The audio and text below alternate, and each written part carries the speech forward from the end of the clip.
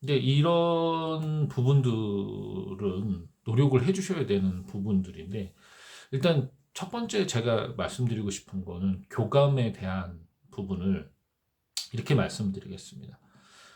어 이제 대화라는 것을 통해서 이제 아이의 직업 혹은 아이의 진로, 지금 아이가 물론 진로나 직업에 관한 어떤 목표 의식이 뚜렷하지 않은 아이가 있다라면, 아이가 뭘 흥미를 갖고 있는지, 뭘 좋아하는지, 무엇에 대해서 어떤 상태에 있는지, 이런 등등에 대해서 어 알아보시고 부모님의 의견을 전달하시는 것도 좋은 방법이죠.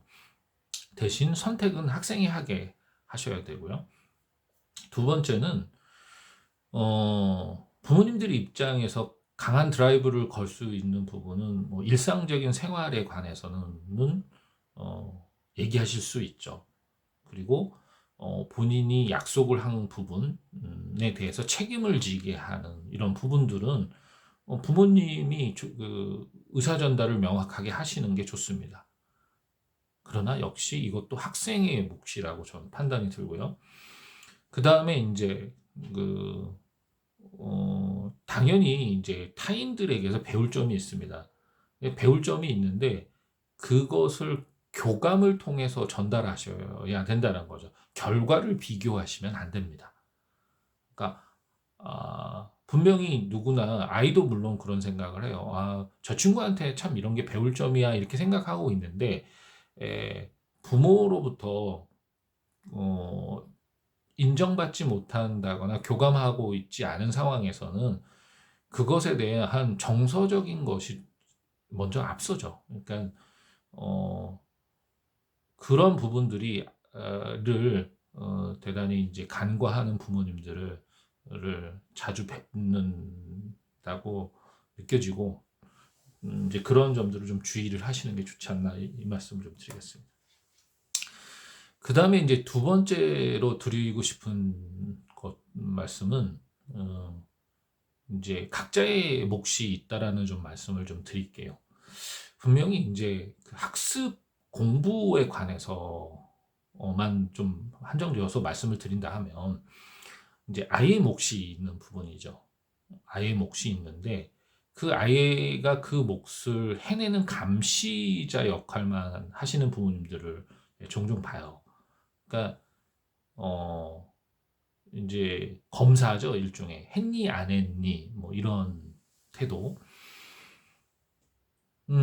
일단은 뭐 그런 부분에 대해서 인제 중학교 때까지는 아이들이 잘 그 부분에 대해서 따라온다라고 보통 얘기를 하세요, 부모님들 입장에서. 근데 고등학생쯤 됐을 때에는 아이들이 인제 머리가 굵어지고 자존감이 굉장히 강한 시기이기 때문에 아이의 몫에 대해서, 아이의 어떤 영역에 관해서 존중해 주지 않는다면 굉장히 어떤 어 셀프 리더십, 학습 리더십이 생기기가 굉장히 어렵습니다.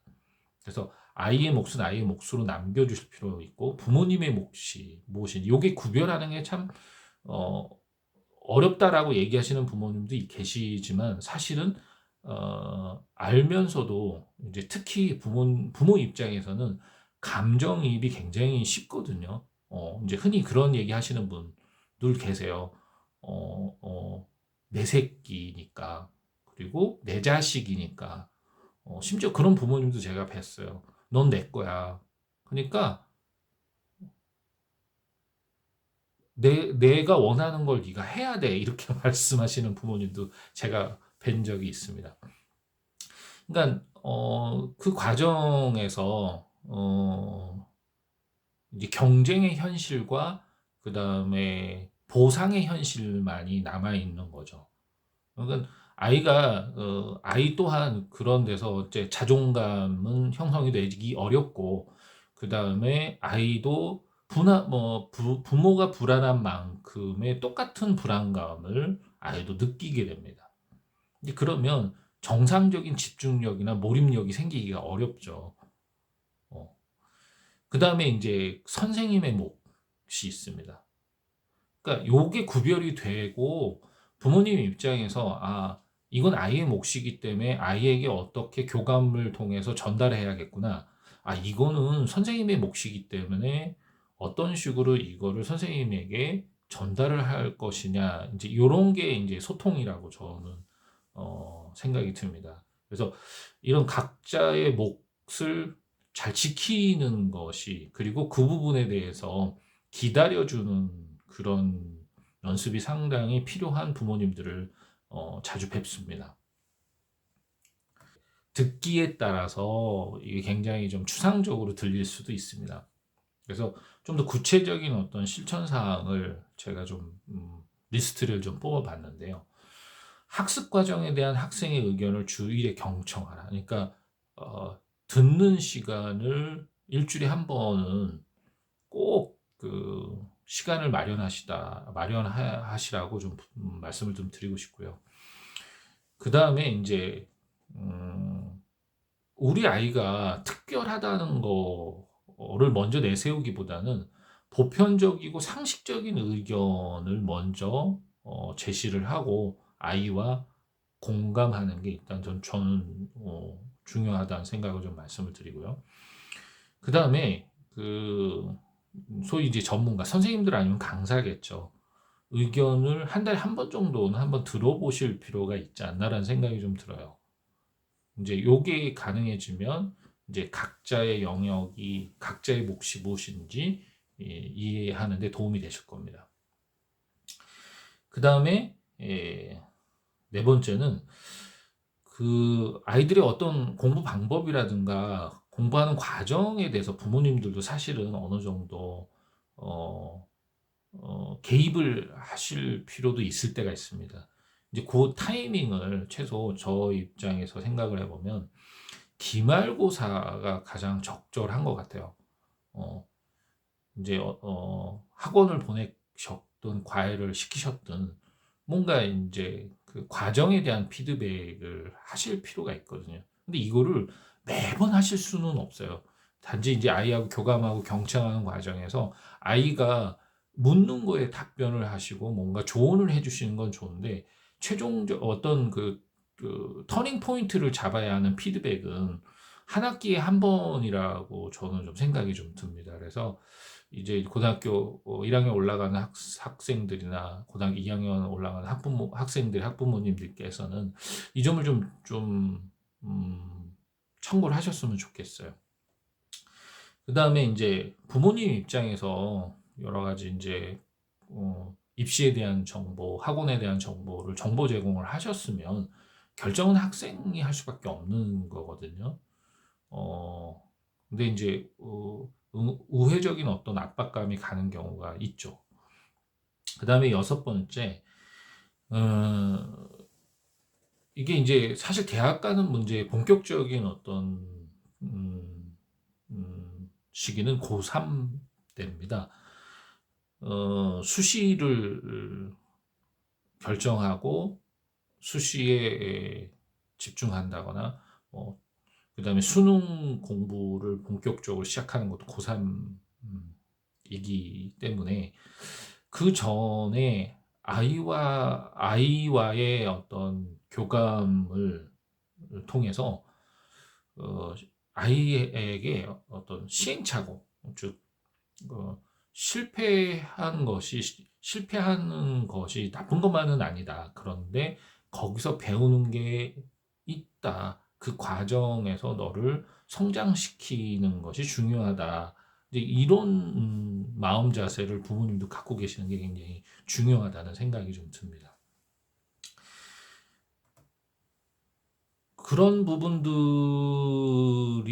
어느 정도 이제 1학년 때, 2학년 때 좀 깔려야 뭐 그게 수시를 준비하든 뭐 내신 성적을 준비하든 이게 이제 뭔가 성장과 어떤 발전이라는 방향성으로 흘러가거든요.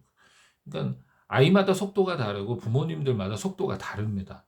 근데 그것이 어느 한쪽으로 너무 일방적으로 가는 경우는 대단히 좀 위험하다라고 볼 수도 있죠. 아이 쪽으로만 일방적으로 가도 문제가 되고 부모님 쪽으로 일방적으로 가도 문제가 되고 이게 선생님 쪽으로 일방적으로 가도 문제가 됩니다.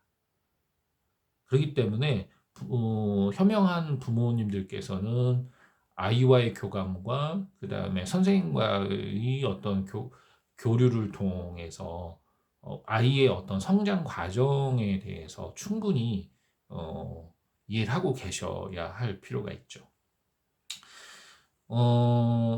그리고 이제 마지막으로 이제 현실적인 지침을 좀 말씀을 드리고자 한다면, 어차피 부모님들이 아이들을 학과목을 가르치시지는 못하죠. 자연스럽게 학원을 보내시든 아니면 과외를 시키시든 뭔가를 선택하실 거라고 생각이 드는데, 일단은 그 세 군데 이상의 학원을 방문해 보십시오. 그러니까 부모님하고 학생이 같이 가는 경우도 있겠고, 그다음에 부모님이 먼저 알아보시고 아이를 보내는 경우도 있을 수도 있겠습니다. 그렇지만 한 세 군데 정도는 음, 알아보시는 게 좋을 것 같아요. 근데 이제 어떤 부모님들은 뭐 다섯 군데, 여섯 군데 이렇게 알아보시는 경우도 있는데, 근데 백화점에서 옷을 사 보셨으면 알겠지만 첫 번째, 두 번째, 세 번째 집 옷가게를 지나치고 그다음부터는 좀 헷갈리십니다. 헷갈리기 시작하시면 어떤 장단점이 혼동이 오거든요. 그래서 너무 많은 어떤 학원들을 이렇게 돌아보시는 것이 오히려 독이 될 때가 있다는 말씀을 좀 드릴게요. 그 다음에 이제 과외를 하시든 아니면 학원을 보내시든 뭐 아님 우리 사회에 이게 경쟁 사회다 보니까 상당히 불안 마케팅이 팽배해 있습니다. 그런 점을 좀 유념을 하셔야 돼요. 그래서 뭔가 인제 상담을 하시거나 아니면 인제 부모님이 그런 생각이 든다. '아 늦었다. 뒤처질 것 같다. 진도가 느려.' 인제 부모님이 이런 생각을 가지고 학원에 상담을 가면 그 불안 의식을 자극하면서 상담이 진행이 될 수밖에 없겠죠. 그다음에 인제 세 번째로 학원을 이렇게 둘러보실 때 시스템을 잘 이렇게 예 파악을 한번 해 보실 필요가 있죠. 인제 강의 어 뭐 A급 강사, B급 강사, C급 강사, 사실 이거를 부모님들 아시기는 참 어렵습니다. 근데 이거는 그 강사의 어떤 역량이나 이런 부분은 실제로 아이한테 판단을 맡기시는 방법이 제일 좋고요. 단지 시스템적으로 어떤 강의들이 짜여져 있는지, 그것이 혹은 보충 강의가 이제 진행이 될 수 있는지, 그다음에 어 이제 질문과 답변을 할 수 있는 어떤 기회와 그다음에 어떤 시간들 뭐 이런 것들에 대한 것들, 그다음에 인제 선생님하고 학생하고 교감할 수 있는, 커뮤니케이션 할 수 있는 어떤 그런 시스템이 있는지를 좀 이렇게 잘 살펴보실 필요가 있습니다.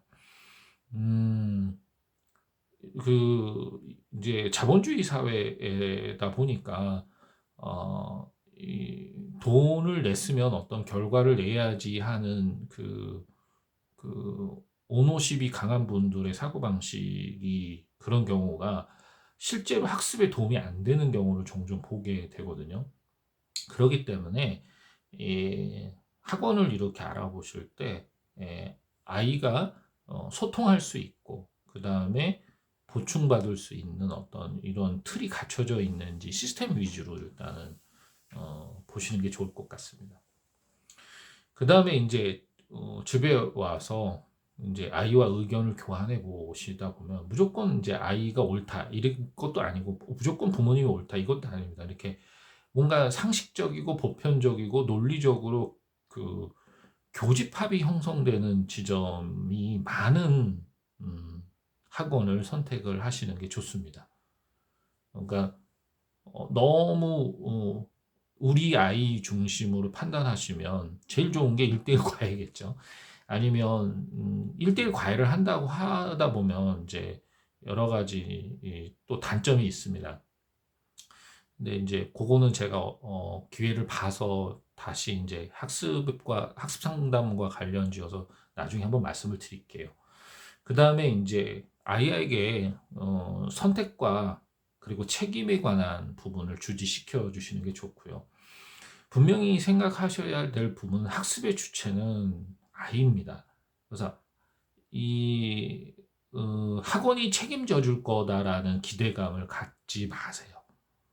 단 아까 인제 구체적인 어떤 얘기 속에 한 학기에 한 번 정도는 아이를 통해서든 학원을 통해서든 피드백을 받아 보시고 이제 그리고 진지하게 고민하시고 아이하고 교감하면서 의논하시는 게 좋다는 말씀을 좀 드릴게요. 그리고 아이한테도 선택과 책임에 대한 얘기를 해 주시고 그 과정에서 "네가 성장하는 과정에서 시행착오를 겪을 수 있다."라는 그 부분을 네가 경험하는 것이 너가 성장하는 거다라는 음, 말씀을 해주시는 게 굉장히 중요합니다. 네, 오늘은 고등학교 1학년 올라가는 학생들 혹은 2학년 올라가는 학생들을 둔 학부모님들을 위해서 말씀을 좀 드렸는데요. 영상을 찍었는데 에, 어, 재수를 하게 되는 가장 큰 원인 중에 하나는 교육 인프라가 없어서가 아닙니다.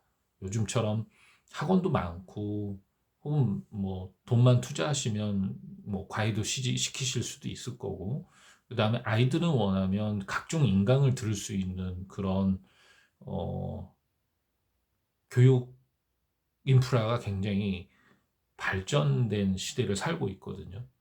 그러니까 이렇게 정보의 홍수, 인프라의 홍수 속에서 얼마나 아이가 자기의 중심을 잡고 그 시행착오 속에서 자기 자신을 어, 끌고 갈 수 있는 역량을 가지고 있느냐. 이것이 저는 고3생, 고등학교 1, 2, 3학년 생활이라고 말씀을 드리고 싶네요. 그래서 오늘은 일단 방향성에 대해서 일단 말씀을 좀 드리겠습니다. 네, 영상 여기서 마치도록 하겠습니다.